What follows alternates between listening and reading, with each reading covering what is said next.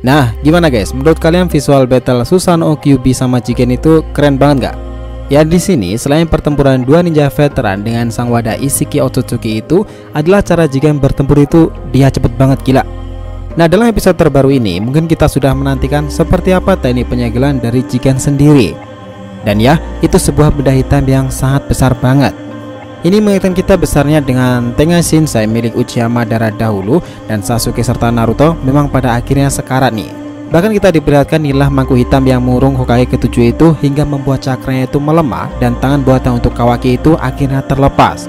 Lalu bagaimana dengan katak milik Kashin Koji itu? So relax, kita breakdown yang terbaru kali ini.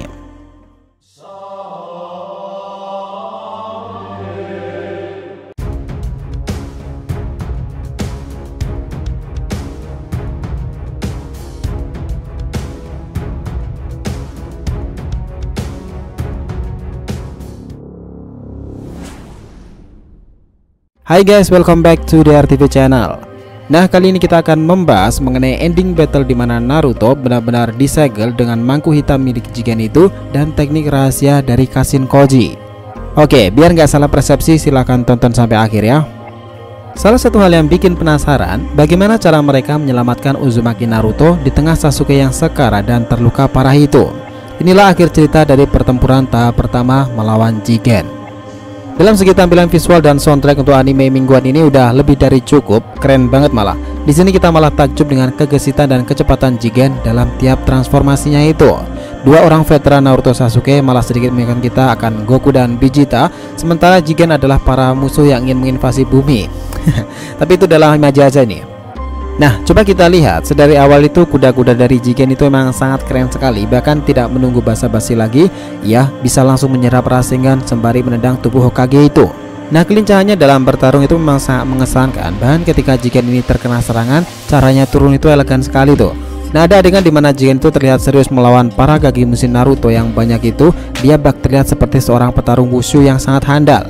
Ia memang bukan pengguna Banso Tenin yang mendorong dan menekan sebuah target, tapi kelincahan dalam mengubah bentuk tubuhnya dan tiba-tiba melompat ke atas sembari menembakkan tongkat hitam ke puluhan kage bunshin itu sangat mengesankan.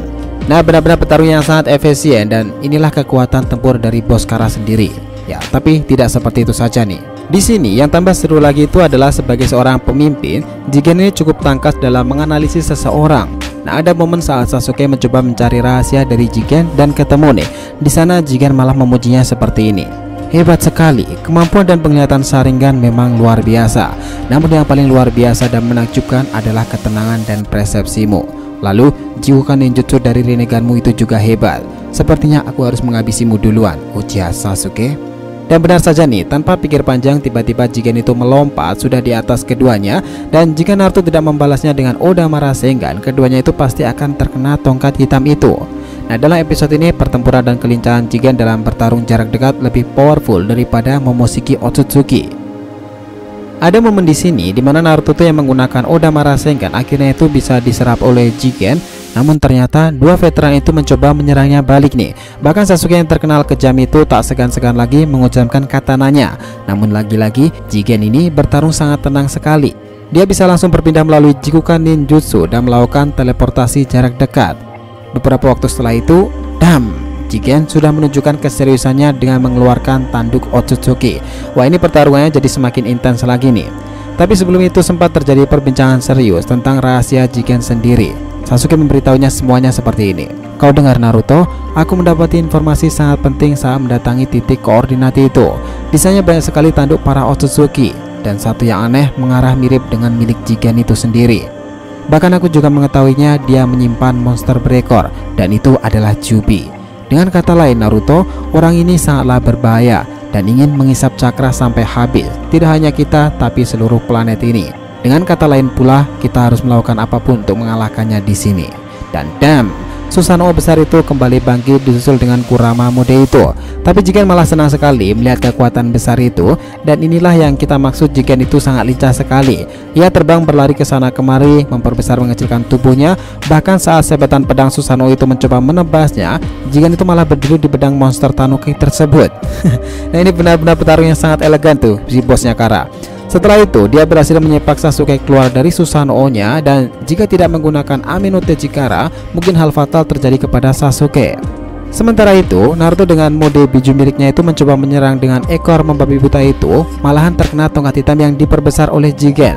Ini malah mengingatkan kita dengan segel Rashomon milik Hashirama Senju yang mampu menekan pergerakan Kyuubi sekalipun. Dan Jigen menembus dan menjebol pertahanan mode Kurama itu. Nah, pertarungan di udara terjadi kepada 3 orang ini, di mana saat ini ada momen yang membuat Jigen itu sedikit terkejut nih. Ia mengira saat itu Naruto lah yang akan menyerangnya menggunakan Rasengan itu, tetapi tiba-tiba si Sasuke sialan itu bertukar tempat menggunakan Rinnegan-nya, dan tiba-tiba dia langsung menebas Jigen. Tetapi tidak segampang itu nih. Di sini usaha Sasuke itu gagal karena leher Jigen itu langsung memunculkan tongkat hitam tersebut dan Sasuke ia tendang. Setelah itu giliran Naruto yang ia hajar habis-habisan nih. 2 ninja veteran itu tersungkur ke tanah. Nah, apalagi Sasuke yang sudah hampir menggunakan semua cakranya itu, di momen akhir ia menggunakan teknik Amaterasu. Nah, api hitam yang tak akan pernah padam ini pun tak mampu juga melukai Jigen karena karma ini bisa menyerap semua hal itu.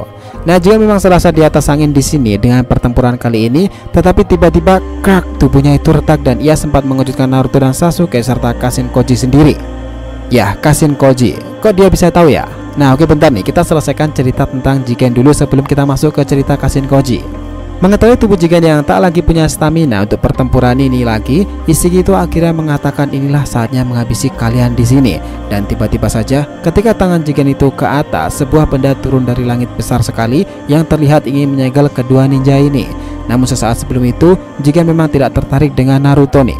Inilah kenapa ia ingin benar-benar menyegelnya, karena akan sangat susah jika Kyuubi masih bersama si Hokage ini. Namun semua itu tidak berlaku buat Uchiha Sasuke. Jigen ini menganggap bahwa kemampuan Sasuke ini akan sangat merepotkan dirinya jika tidak dihabiskan di sini.